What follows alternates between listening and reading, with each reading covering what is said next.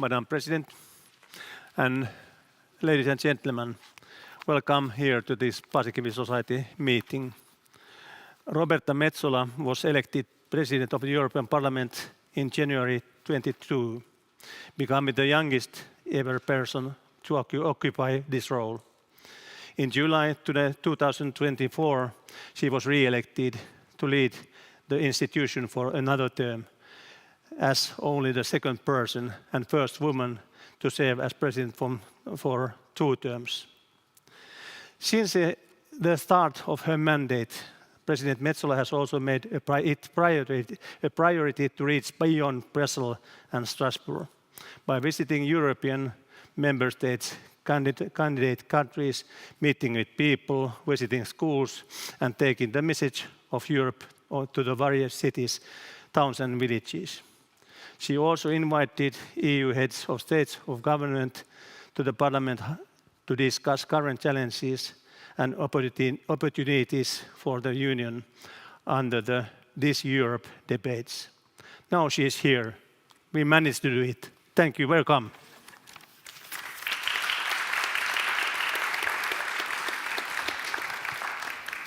I speak from there. Yeah. Okay.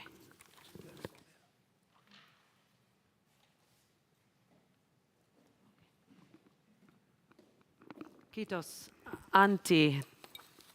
Dear members of the Paasikivi Society, dear friends, hyvää iltapäivää. It's really good to be back. And by way of anecdote, I was supposed to come here in 2022 when my flight was delayed, and I promised Antti that I would be back, and here I am 4 years later. It took a little bit of while, but here I am. And of course, it's so great to be here. I mean, coming back to Helsinki, not only because my family lives here and is from here, always feels like coming home. As many of you know, Finland is part of my life in ways that go well beyond politics. I know these are not easy times, and I was asked to exchange a little bit with you as to what our perspective is from the European Parliament. If I can put this in a nutshell, first of all, people are worried. You know, this is a sense that we get from everywhere across the union that we live in, and they have a right to be. That we have a war that is being fought on our continent. Energy costs are squeezing families. The world feels less certain, less predictable than it did even a few years ago. But what you could expect from me is perhaps a message of fear, but I didn't come to give that. I came to give the opposite. Because I come with a message of conviction, because I know that Europe, against all odds, has what it takes. Europe has been here before, not in exactly this form, not with exactly these pressures, but at the edge of a moment that demands more than caution, more than half measures. I just came from a meeting with President Stubb, and he calls this Europe's 1989 moment. And I believe he's right, because just as the fall of the wall demanded bold decisions, so does this time. Small steps will not cut it. If anything, we need giant leaps. This is why I'm here in Finland. I take it upon myself in order to visit as many member states on the ground as possible, to speak with various parts of societies. Today, I will, after this, meet with your Prime Minister, and tomorrow I will visit the Parliament and meet all the representatives of the political groups. And I'm really happy to see a number of colleagues here from the European Parliament. Thank you for being here, Mika, Anna-Maja, and Sebastian. I think this week there is particular reason for hope. The people of Hungary have chosen Europe. It was moving to see those scenes in Budapest, young people spontaneously and joyfully waving the European flag, chanting for a future built on freedom, on democracy, on the belief that their lives, in a way, belong to them. Those young people have placed their trust in our Europe, and now it falls to us to show that they were right to place their trust in us. Because this is what our Europe is all about. It is a living idea, rooted in liberty, in the conviction fundamentally that free people can build something together that is worth defending and that is worth passing on. And that idea has outlasted empires. It has restored nations from rubble. It has turned ancient rivals into lasting partners. And it is as vital today as it has ever been. And I look at this country as one that has always seen this world with a particular kind of clarity. And there is a reason for that. The 1,300 kilometers of shared border with Russia, the enormous sacrifice made to defend this country's sovereignty and independence, all of it is woven into how Finland thinks and how Finland plans. You warned us, Poland warned us, the Baltic states warned us year after year about who our neighbors were and what they were capable of. We should have listened sooner, very clearly, openly. But today we are listening and we are acting more importantly. When Russia launched its full-scale invasion of Ukraine, many predicted that Europe would not hold. The most common criticism we would get at the time was that we were too slow, we were too divided, and we were too comfortable. They told us that Ukraine would fall in days. We are now in year 5 of Putin's 3-day war. And far from fracturing, if anything, Europe has come together in ways that would have seemed unimaginable before February 2022. From the very first days in the European Parliament, specifically, we stood for Ukraine, we pushed for sanctions against Russia. We are now at the 20th package, urged Europe to take real responsibility for its own security. This is not a given. This was not touched upon before 2022. If we think about where we were 4 years ago and where we stand today, Finland and Sweden joining NATO, a decision of historic courage and clarity. I remember I met my husband in 1999, and the one thing he would say consistently is that some of us are in favor, but this will probably not happen. European defense spending has risen by more than 60%. NATO countries moving towards 5% of GDP on defense. 800 billion euros mobilized for Europe's defense readiness. That is a continent that has decided to stand on its own 2 feet. We saw that same resolve on Greenland, when others signaled that the sovereignty of nations should be treated as negotiable, as an open question to be revisited by those with the power to do so. Europe didn't hesitate. We rallied. We made our position super clear. We showed that when Europe chooses to protect and project power, it can. Not through bluster, not through threats, but through unity, through solidarity, through the simple and powerful act of standing together, which has always been and always will be Europe's strength. The Arctic is where the next chapter of European security will be written. Energy routes, critical infrastructure, military presence, the geopolitics of melting ice. These will be defining contests in the coming decades, and Europe must be ready for them. We're already seeing that readiness in Finland's leadership of NATO's Arctic Sentry operation, and in the recent appointment of Jyrki Katainen as the EU Special Advisor for Arctic Relations. I think this sends exactly the right signal at the right moment. And Finland's contribution to European defense does not stop at the high north. Finnish companies like Summa Defence, manufacturing drone systems here and supplying them directly to Ukrainian forces, these are exactly the kind of defense innovation that Europe needs more of. So when we talk about strategic autonomy, this is what it would look like in practice, tangibly, concretely. And I'm a strong supporter. You can be proud of your country's leaders in Helsinki, in Brussels and Strasbourg, of your president, of your prime minister, your European commissioner and executive vice president, and your members of the European Parliament, all of them making the case every single day for a stronger and more capable Europe.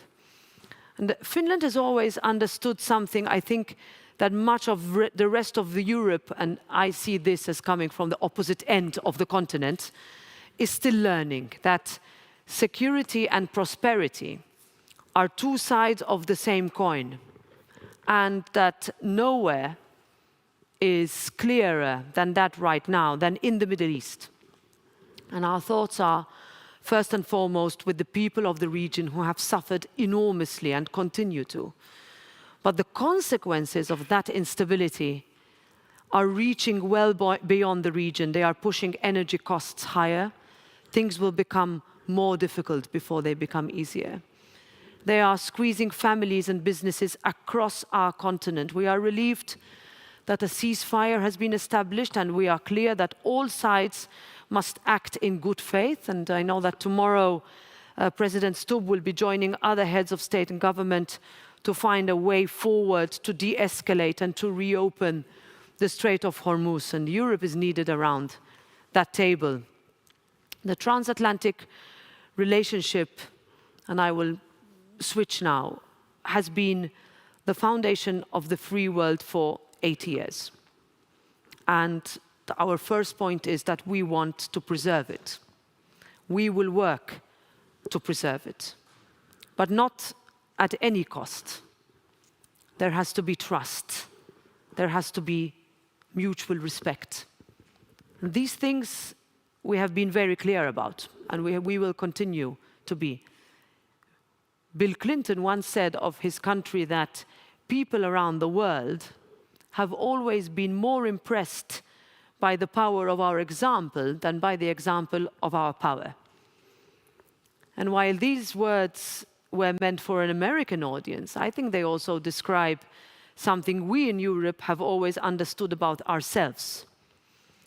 The power of our example is our founding logic. It is how we rebuild this continent from the ruins of the worst war in human history. It is how we extended the circle of freedom, generation after generation. It is how we project who we are and what we stand for, not through force, but through the strength of what we have built together. Our Europe has transformed countries, it has changed lives, and has opened up horizons that a generation ago would have seemed impossible. We've done this before, in harder circumstances, with fewer resources, against longer odds, and we are doing it now. We just have to be prepared for it. We have to be united in doing it.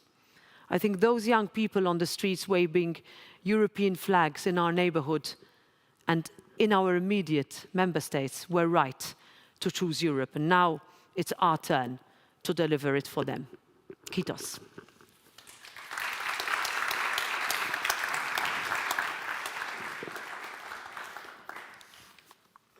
Thank you very much. Very interesting talk, speech.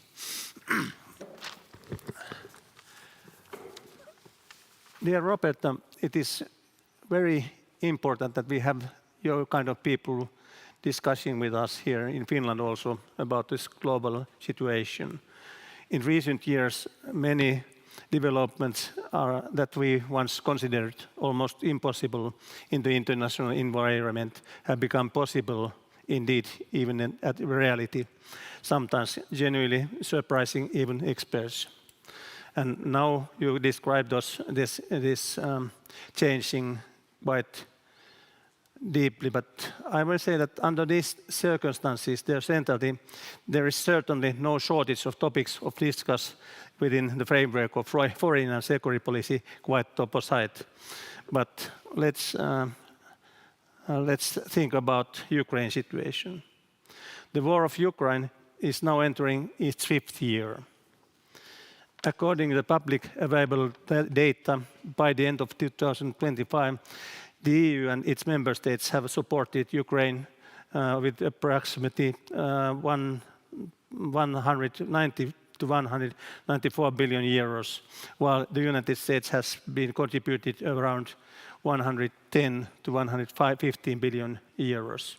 Roughly speaking, just over half of this money has been military assistance. Finland's share of this support is about 1%, about 3 to 3.5 billion euros. Relative of size of the nation, it is significant, around 0.5 to 0.7% of GDP. According to the most reliable estimates, at least 500,000 soldiers have been killed, both sides, in the war, and well over 1 million have been wounded. Tens of thousands civilian people have been killed under this war. They have lost their lives. Now I will ask you, have Europe done everything it can support to Ukraine? I would never say that we've done enough. If anything, we could have done much more at the beginning. I remember the first few weeks and months were dominated, first of all, by shock. As I said, many countries, many of you had warned, but others chose to look away. Some member states were 100% reliant on Russian gas, only to wake up on the 25th of February, 2022, one day after the invasion, to say, what are we going to do now? It took months to discuss how we are going to make permitting and movement of equipment. I don't know whether you remember, like how would helmets arrive to Ukraine? Because there were patents that needed to be, and rules, archaic rules that needed to be resolved. And all that time, the Ukrainians were looking at us and saying, can you help us? We took in the parliament the political decision to say on that day that Ukraine deserves to be a member of the European Union. And there were many who looked at us and saying, but that's fast, why are you doing this? But we knew that when things go wrong, when something so unjustified, illegally, so unprovoked as this happens, then you need to have the moral clarity to stand firm. And bit by bit, and thanks to the leadership of countries like yours, where countries said Ukraine and its security and its freedom is our security and our freedom. And therefore, this is not about charity. This is not about looking at something that we could look away just because we are geographically further away. Little by little, you had unanimous support to help. And if you think about the packages of sanctions, if you think our activity on the shadow fleet, our trying to close the loopholes that are still being vastly abused by many countries in the world, if you think about the coalition of the willing, about looking at a country and saying we're going to help you win this war, seeing that it's in its 5th year when it was supposed to be 3 days long, looking at how they have become so much closer to the European Union in terms of legislative approximation, then I think, yes, we have done a lot. We could still do more. Until the war ends, we cannot stop. And we said we will stand with Ukraine for as long as it takes, and that is still our conviction. If I think Ukraine people, the real will of them is peace. And do you think this path we have chosen lead to peace, lead to the goal? So I think one of my biggest, I would say, surprises, or perhaps coming from naivete 4 or 5 years ago, is that how much the word peace has dominated the debate, but how much that word has been abused. Because you can use the word peace, but what do you mean by peace? For me, peace is fundamentally about freedom. Are the Ukrainian people free today? No, they are not. Peace is about dignity. Are we affording a European population, our brothers and sisters, dignity? Not yet. Peace doesn't exist without justice. What accountability is there going to be? You will recall the discussion on the frozen assets at the end of last year, which was then found as a solution of a 90 billion euro loan, which was passed by a huge majority in the parliament, signed already, just waiting for Hungarian change. That happened. So we hope that this can be resolved in the next few days and weeks. Peace comes with justice, freedom, dignity, and accountability. And if that is what we mean by it, then I think we would have done our job. But anything else, whether it is capitulation, whether it is turning your back, whether it is pretending there is no war, whether it is because you think it's lost already, whether it is ignoring the fact that we have an autocracy that is committing these unspeakable crimes, then there's no peace. If you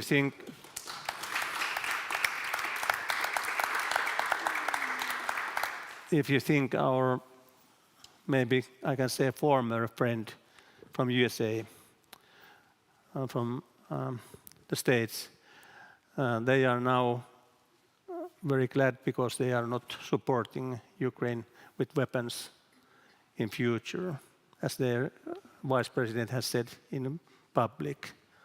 What do you think it means to European people, European countries, that United States have taken this position?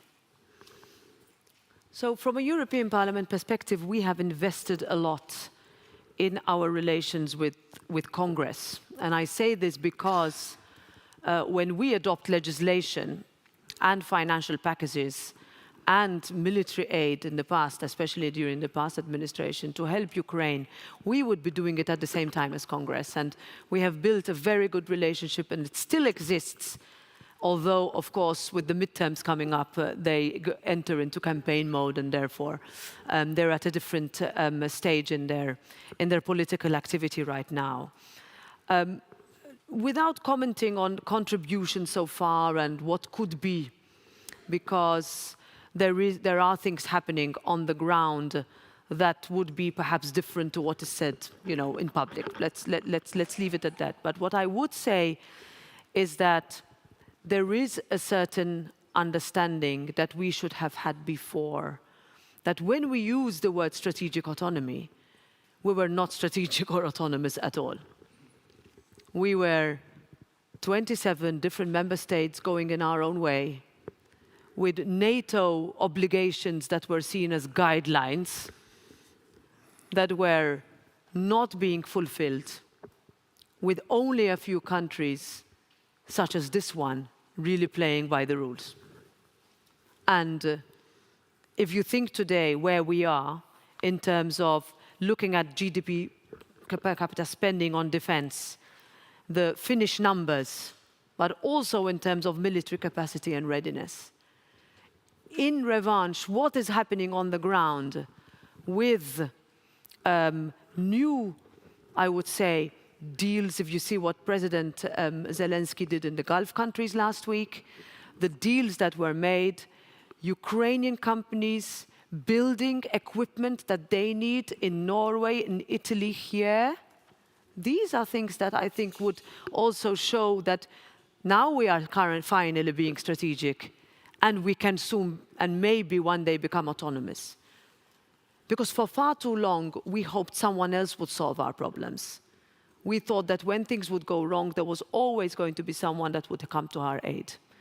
Am I happy with the situation right now? Of course not. Would I wish it was better? Would I wish that we could talk with, that's why I said, mutual respect. We don't have to agree on everything. We didn't used to agree with previous administrations on everything either. But if you think about, and we can talk about economically, we have our trade relationship, 1.7 trillion euros, between us in terms of how much we depend on each other, 60 million jobs approximately. If you leave that aside and you go back to the fundamentals, common values, belief in democracy, elections, in justice, in making sure that you are protected, that minorities are protected, that you are free to live as you wish, and do what you want, according to the rules, of course. But who else is our friend in this world? Until a few months ago, we would say this was us. You'd have a transatlantic partnership. We have friends, of course, further away, but we don't have so many. We don't have so many. If you think about globally, there are less people who can choose their leaders than there are who can. And this is a reality that we need to come to terms with, and this brings me to us as well, and this is part of what we need to do much more. We need to engage our younger population in what they do. We need them to vote more. We need us to make sure that we give, as political representatives elected, an answer to the questions that our people are seeking from us. And we cannot do that by looking across the pond or saying that that's their fault, not us. So I wish things were better. I will not give up. We will stand on our own feet.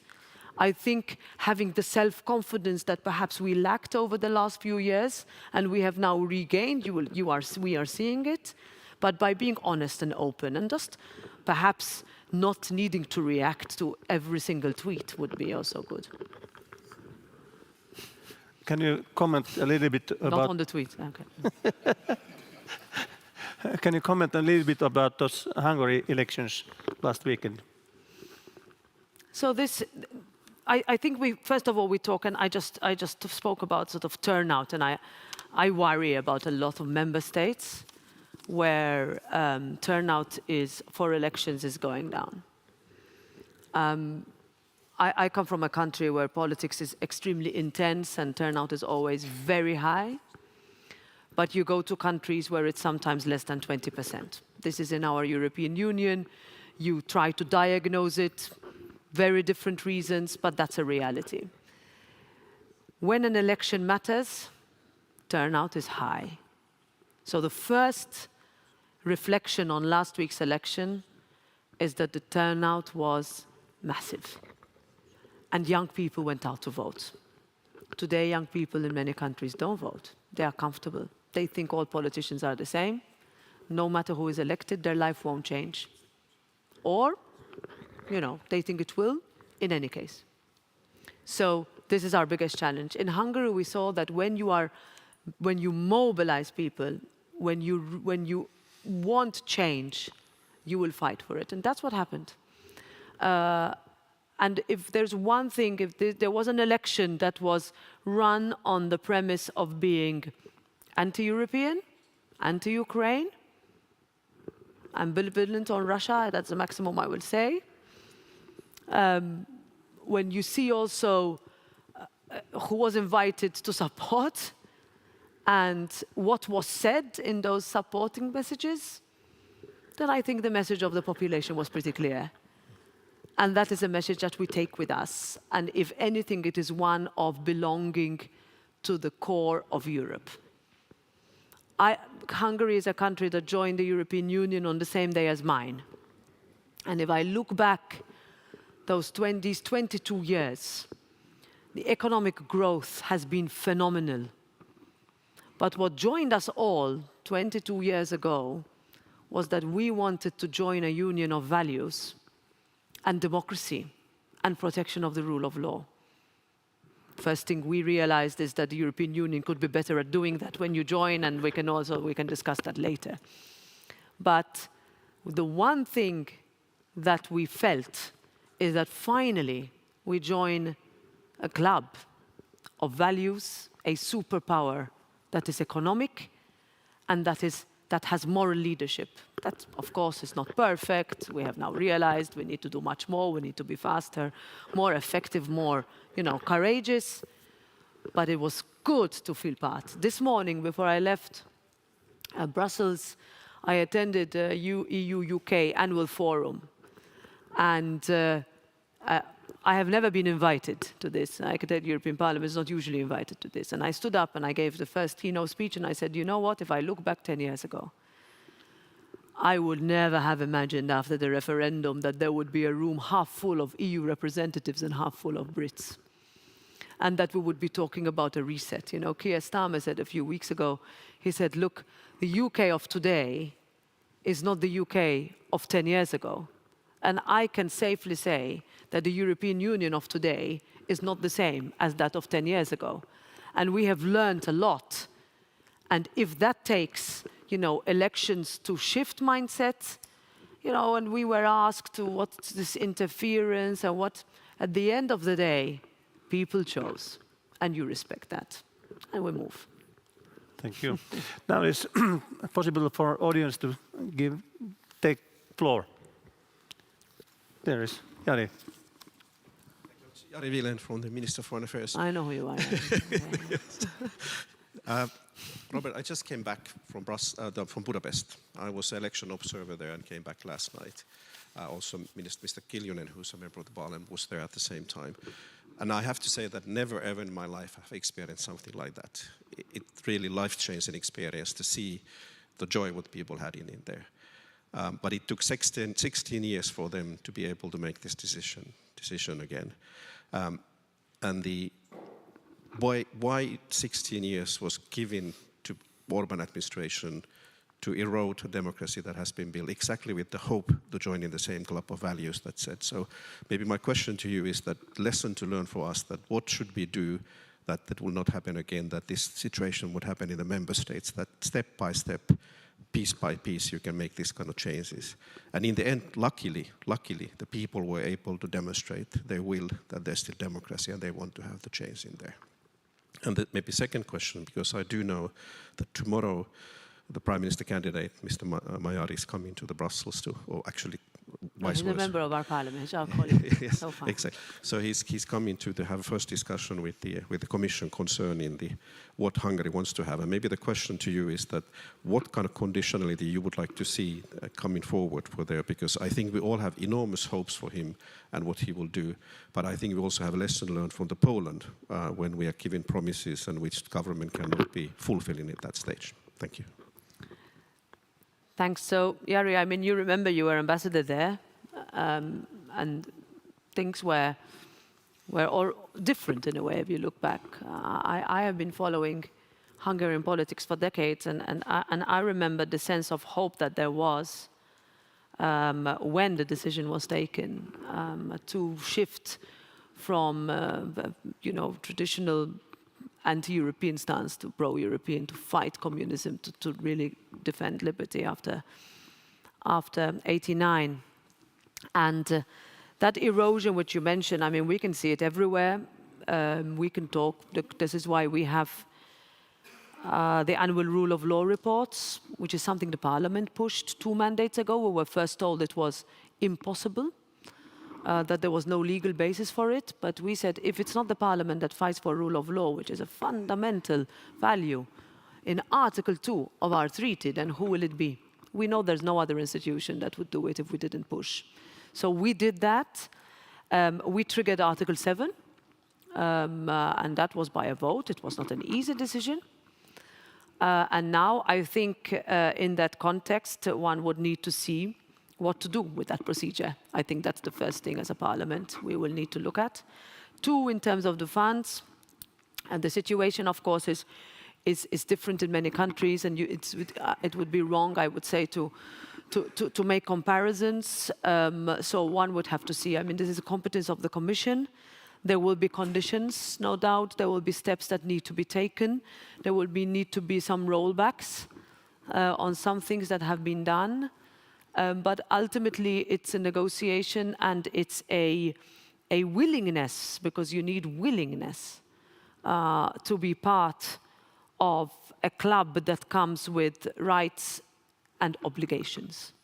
And that is sometimes forgotten by member states. And it's not just 1 or 2 countries, to be clear. And we need to keep an eye. But I will stop. I will actually add something that is perhaps not a popular thing to say, but I will say it. It does not work if Brussels just points fingers at member states. I have seen it country by country.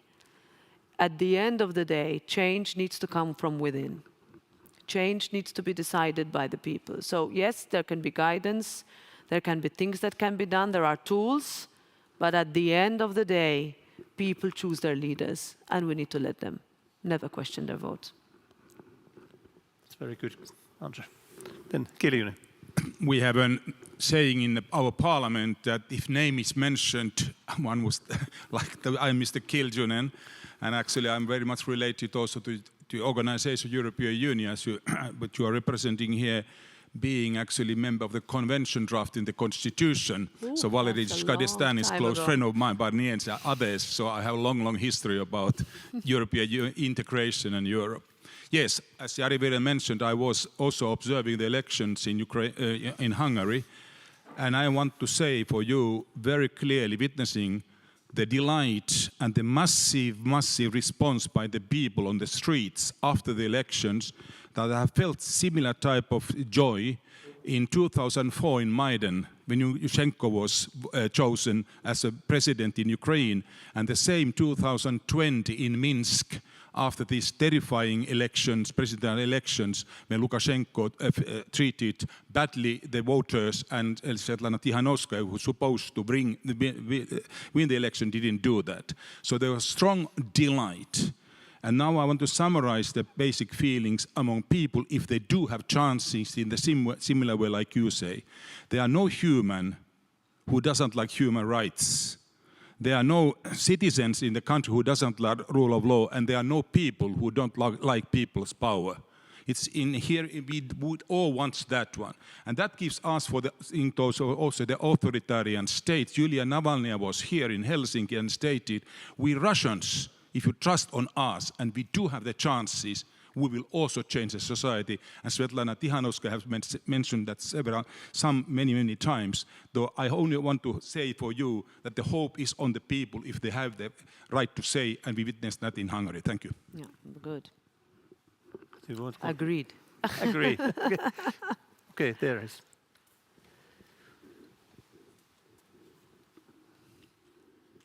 My name is Jari Haapiainen, and I'm EU and Foreign Policy Advisor for the Centre Party Group in the Finnish Parliament. Thank you very much for your visit to Helsinki and the Parliament tomorrow. My question concerns the next financial framework, multi-annual financial framework, which is of course very important for all the member states and also for Finland. We are of course of the opinion that we want to have more resources to security and defense, but also safeguard agriculture and cohesion, which are especially important for my party, which is a strong regional party. Now, a specific issue for Finland is the eastern border, because the border is closed. It's fine that it's closed, but the thing is that the businesses and people have suffered economically because of the border is closed. How do you see the possibilities to have some kind of a eastern border instrument for states that have a long border with Russia, as especially Finland has? And connected to the MFF, President Costa of the European Council has said that he wants to finalize the deal by the end of this year. How do you see, as a President of the European Parliament, the possibilities to do the work in the European Parliament? Thanks for this. Greetings to Antti Kaikonen. I've been involved in politics for a long time, so I grew up with this generation. And they were so supportive of us joining and talking back to the convention. That's where all the work was done, which prepared for our membership. The MFF will dominate the rest of the year. So besides all the challenges that we face, it takes place every 7 years, and it is incredibly difficult. Chancellor Merz has said this will be the hardest yet. We always say that, but no doubt that this will be the hardest yet. The Commission has proposed a different type of budget to what we were expecting or what we asked for, which is why we reacted so strongly to the fact that the national plans would not have dedicated enough funds for agriculture. We have already asked for significant concessions which have been granted by the Commission, not only in the context of a response to those member states, one in particular that was against Mercosur, and that we will still ask for more transparency on how the national plans will be disbursed, because our worry is that it would be a repeat of the Recovery and Resilience Facility, where there is very little transparency and very little accountability of how the funds were spent. And so that will be, I would say, the largest discussion we will have. Next month, next week actually, we will vote on our so-called interim report. There is broad consensus across the political groups that include the Renew group, of which Keskusta forms part, that will set the Parliament's position, showing that we are ready for a decision by the end of the year, but not at any cost. So the MFF needs to be decided by unanimity in the Council and then by consent, which requires a higher threshold than a normal vote of the European Parliament. And that will require a lot of work, because we need to be ready for a significant part of the Parliament that will not vote in favour. And that will be ready to reject. So we are negotiating. We have excellent negotiators who also are our annual budget negotiations, so we do a pretty good job at it. We have asked for specific, two specific requests, besides many, of course, but that, and this is for the agriculture, this is in line with the Finnish government position, that the pillar structure is reintroduced, that there will be the next generation debt that is outside the global amount, not the Finnish position, and that we will have, among other things, besides the increase of funds for Erasmus Plus, Horizon, etc., and agriculture and fisheries, that you would have a specific specialized fund, which we have recognized is desperately needed with the current MFF, which is the Natural Disaster Fund. So what usually happens as in southern part of Europe and also Central and Eastern Europe specifically, is that in summer we are faced with dramatic natural disasters. So whether it is fire or floods, mostly both, could be anything. And we've seen last year and this year, horrible, worst ever. What usually happens is that those countries are told that there's zero flexibility to redirect some funds that would have otherwise been targeted for cohesion, etc., but to tackle this. So I remember the Greek Prime Minister making it very clear that if you have a farm that is destroyed, you cannot tell the farmer that he has money to build solar panels on his farm when he has no farm anymore. So this is an example, but our own inflexibility doesn't allow us that. So we are asking as Parliament to have that, and I'm pretty confident that that will be recognized, because most governments will say, we need this because we could be next.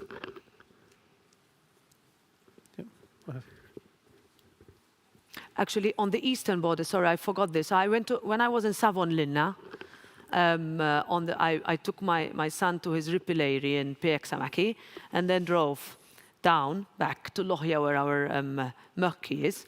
So I stopped there and met with a lot of your local representatives, and they said that the impact on businesses, and that's where the whole deforestation impact and how the position of Finland is often misunderstood. And I said the same to Sweden when I was there 2 weeks ago, but understanding that Finland's situation is specific even when compared to Sweden. But you need to explain this more, because if you do not come from this part of the continent, you don't know the real impact from wood importation, price, lumber, sawdust, all the things that your companies there on the eastern border are so dependent on. So, sorry, I forgot to refer to that. Okay, then, Mr. Kettunen. My name is Pekka Kettunen. I would ask, do you see some possibilities to, when thinking Canada and European Union cooperation in economics and defense? Yes. So I think if we see also what was said by Prime Minister Kaani and President Stubb, he just came back from there, I mean, and it was already clear. I was there in September for the G7 Speakers Summit, and it was so clear that the willingness of countries wanting to become closer to us, not only because, and here I will flip it, not only because of our common values and traditions, but also because of the power of our market, is so huge.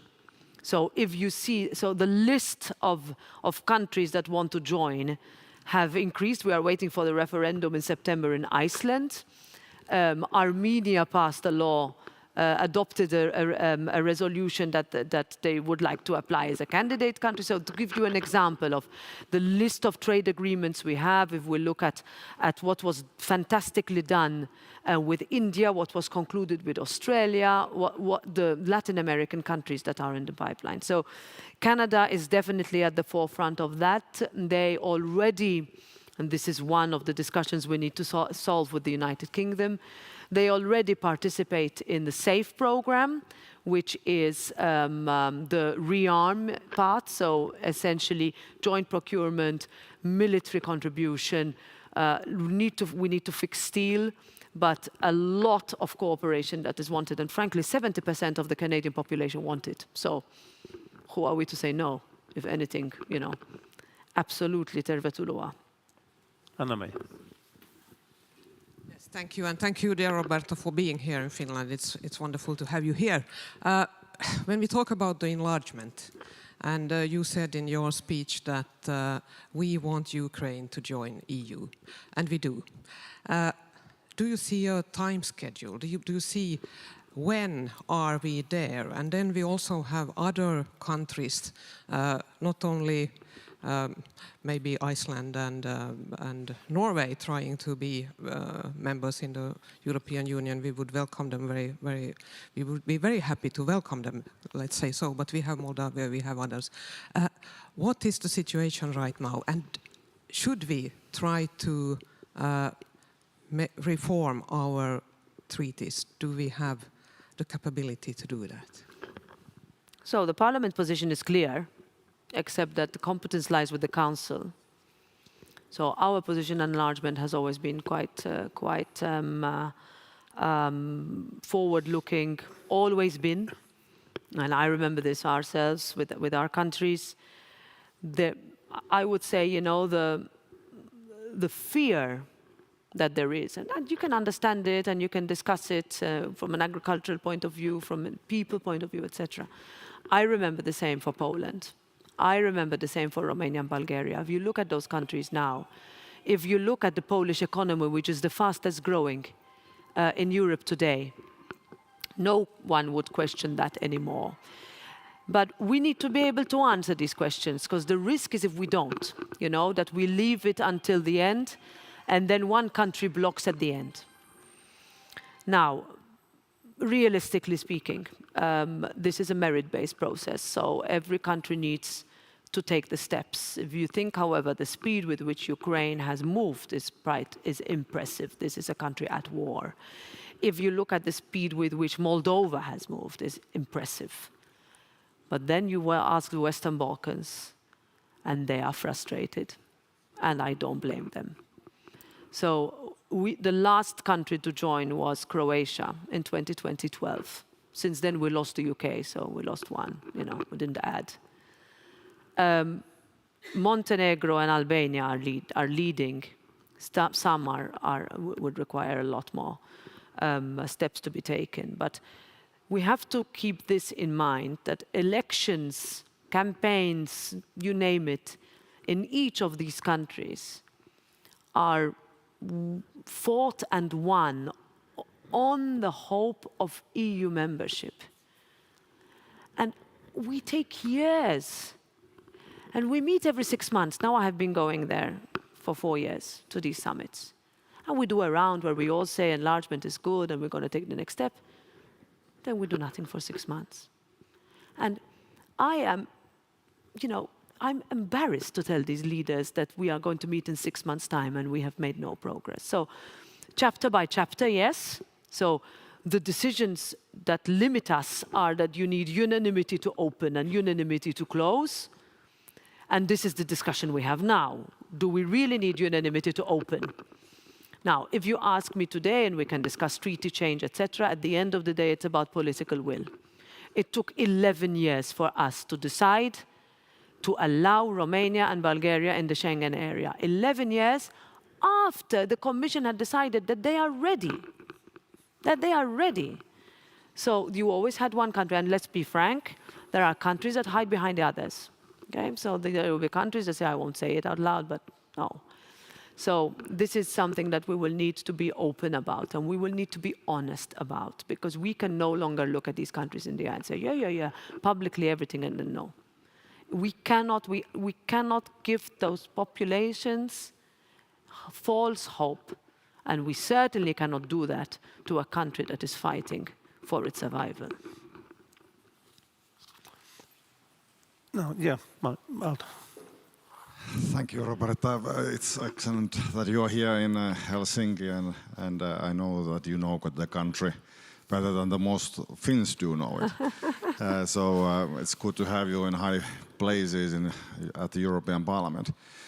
My question has to do with kind of the enlargement of the idea of European Union, because if we are enlarging to new countries like Ukraine, which I think we need to do. It wasn't just aspirational promise. It was actually strategic necessity to promise them a membership. So we have to move, and I think you have the conviction and courage that well, you basically embody that when you speak. Winston Churchill, in the last speeches he gave in 1936 as a British Prime Minister, he was going to different corners of Europe, and he was giving the same message when he was overlooking the smoldering ruins of Europe after the Second World War, that only through integration we can stop external enemies, Soviets, and then we can stop the totalitarian ideological communism. And I think that's the heart, the geopolitical heart of Europe, and we have to kind of go back to those thoughts over and over again. So it's not only about steel and coal union, it's our peace project. It is also about hard realities of geopolitics. And I think you get that message across right. And that's about European civilization. And my question has to do with the European way of life. And when the Americans come and give talk at us in München, for example, and they talk who we are as Europeans, and they always forget to mention Russia and to mention the tradition that always have brought Europeans together. When the three nations of Europe have been threatened by external enemies, we have had our coalitions of willing. What we now need is a coalition of action. Yeah, because I think people are getting a little bit tired of words and speeches. That's true. That's true, Mika. I mean, if you think about the fact that we have always been allied with those democracies in order to fight those that are not, and consider them as illiberal adversaries, is something that today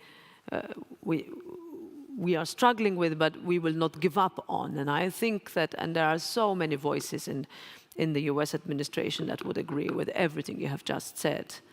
That's why I mentioned Congress before. That alliance is we need to work for it, and we need to be, I would say, that's why I mentioned self-confidence, because I think for many sort of years we would take it and then we'd think we were the best and then do nothing about it, like without sort of that understanding that we have to be honest about where we could do better, but also that we can fight back. And that if we are told that there is no free speech here, that we remind exactly what we have fought for. Try telling that to those countries in Central and Eastern Europe that after the end of the war were behind a wall for another 50 years, 40 years. So this is a situation that we we don't say clearly enough. And I think the one thing that perhaps Europe lacks, and in a way what you need is that courage and leadership to say what needs to be done and how it needs to be done. We always refer back, to great sort of speeches and leadership, and I was speaking to Trichet in a couple of months ago, and he said, like, the biggest discussion, for example, on the adoption of the euro was in Germany, right? Like, how can we let go of our Deutschmark? But at the time, Helmut Kohl said, no, this is what integration is. This is how you mean when we are a union, and not only do you bring up weaker economies, but you strengthen yourself when you do that.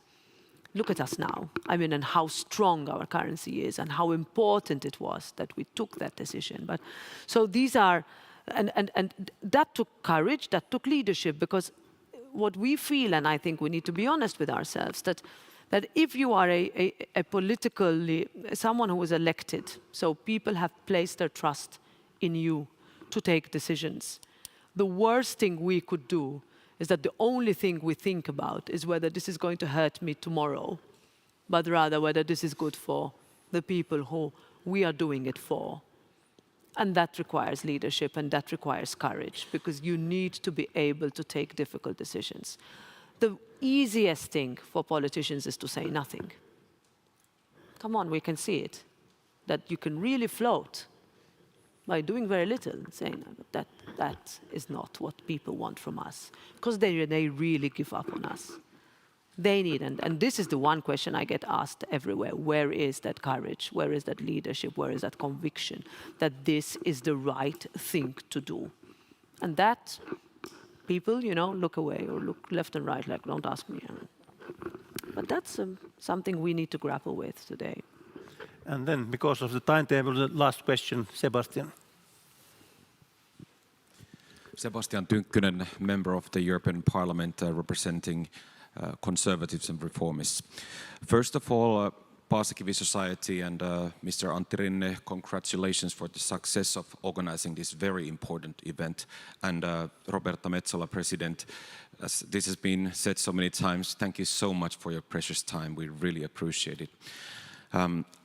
You were painting quite broad picture about your thinking on EU and foreign policy. Especially I like the moral clarity. Could we also touch a bit on China? I'm representing the younger generation, and when I'm looking at 100 years from on now, I could see that the world will change a lot, and China actually has a plan for that. I'm not so sure if we in the EU and in the Western world do have a plan for that. What is your thinking on how we handle China? Are we doing things right? This would be my question. Thank you very much. Thanks a lot, Sebastian, and also thanks for what you've done in standing with the Iranian people over the past months. I wanted to point that out, because this is something that we have also shown clarity in the Parliament on. So I'm currently reading a book called Breakneck, which is a comparison of the United States and China in how they have been built as societies over the past decades. And the conclusion is that China is the country of engineers and the United States is the country of lawyers. I think we could extend it a little bit to us. And it goes into how decisions are taken to go forward in China with speed. Of course, it doesn't have the same decision-making levels or completely different value set to us, but the speed with which, and the opposite in the Western world, where your instinct is to slow down rather than to go fast. And that has led to a situation where today China has more, just as a little statistic, more rail, so more tracks in that country than the rest of the world together. The whole world, if you think all the countries that have rail, all of Europe, Japan, that. So I think that I would say our biggest weakness in Europe is that we have no common position. You see it. Vastly differing positions of our leaders when they travel there. A huge difference. If you have investment there, you speak one way. If you don't, you speak another way. If your companies require you to be quiet about some things, you are quiet. If your companies are worried about competition from there, then you are not. And we can discuss this. We can talk about the fact that the Chinese economy and they have seen a window that because of, let's talk tariffs now, so because of our new trade relationship with the United States, China has seen the opportunity. So imports into Europe have massively increased. Now, we can argue that economically it is more possible for them. Of course, there are no sort of electoral processes, etc., but let's leave that aside. Parliament's position is very clear. But there's also a reality that from a consumer perspective, unless we protect our citizens or else we'll give them help, then that is going to be their choice. And if we look at Southern Europe, for example, just one. So if on the whole continent, but especially in the southern part, there is not one solar panel that is made in the European Union anymore or elsewhere. And the percentage of Chinese EVs, electric vehicles, when compared to European is massive. Why? Because of cost. And we cannot expect from our consumers to spend more, but neither should we subsidize products that are produced with the dirtiest fuel on the planet. So it's a little bit of an idiosyncrasy that we have not squared. So I don't have a solution. I would like to diagnose it, but also recognize the fact that this is an economy that is rushing and that we stifle our businesses. We stifle them. I mean, we are trying our best now. As you know, we work together in order to simplify, to make it easier, to remove the bottlenecks, to have common rules, etc. But then you have gold plating, you have member states going further, you have protectionism, you have borders that don't exist for anything else except for money to move from one member state to another.